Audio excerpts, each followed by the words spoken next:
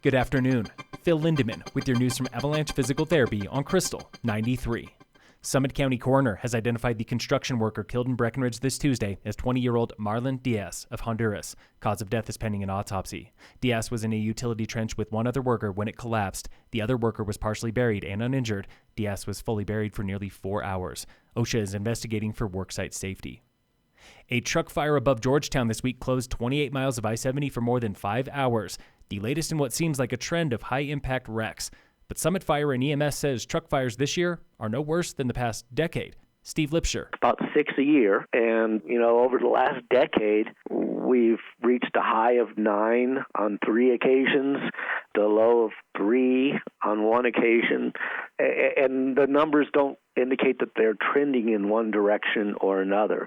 So far in 2021, we're at 7. Emergency and transit officials agree truck fires seem more common because they are, quote, flaming billboards with longer closures and more serious consequences. Stay tuned as we cover I-70 truck fires and what's being done to make the mountain corridor safer. Pitkin County just had its largest outbreak of COVID-19 since the start of the pandemic. Krystal's Tony Mora with more. The exposures all took place the first weekend in November and are linked to hockey games at the Aspen Ice Garden, the ice rink at the Aspen Rec Center, and the Glenwood Springs Ice Rink.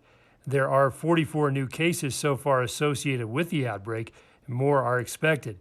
The Aspen Times reports the outbreak prompted a statewide alert late Tuesday night, notifying the state's other 63 counties of what happened in Pitkin County and asking that any cases possibly connected to the Pitkin County outbreaks be reported to local public health officials in Pitkin County. For Krystal 93 News, I'm Tony Morrow. This and a Front Range hospital surge have Pitkin on the offensive. Capacity limits and mandatory face masks will return if Aspen area hospitals are overrun.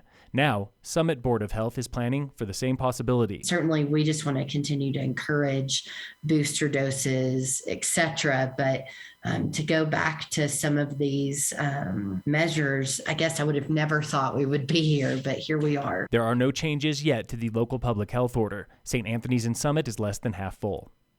5 people were booked for assault or menacing in Summit last week. 3 of those involved domestic violence or child abuse. Another in Keystone ended with one woman earning 4 separate assault charges. A grand jury in Denver recently indicted 8 people on 200 charges of theft for allegedly stealing $1.5 million worth of cars and high-end bikes between Boulder and Fraser over the past 2 years. Another grand jury is gathering evidence for a crime ring tied to car and catalytic converter theft up and down I-70.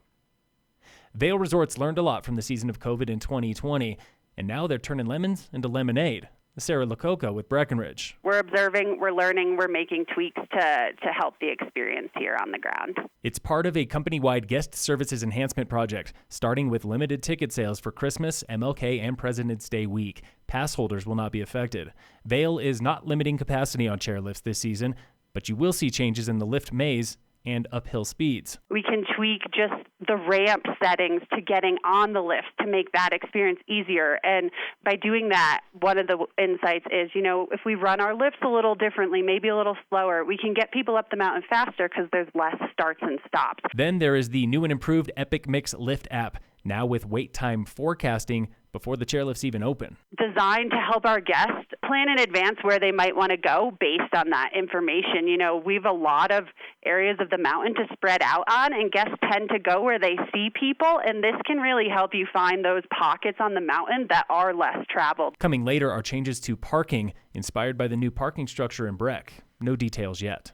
In sports, the Nuggets play the 76ers tonight at 7. And in local sports, today on the Warmup. It's been really nice to be on a course for so much time, like this early in the year, because usually if we were at home, we'd just be skiing flats at, a basin or copper. That was mogul skier Evelyn Harris with Team Summit, phoning in from Sweden.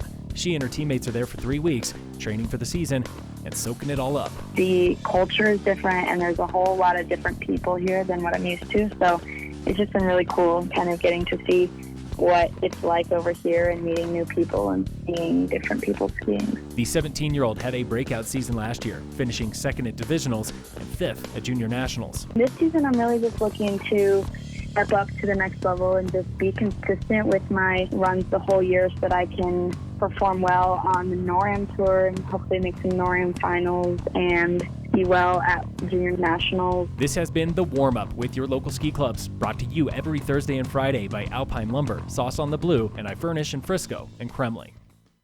Phil Lindemann with your news from Avalanche Physical Therapy on Krystal 93.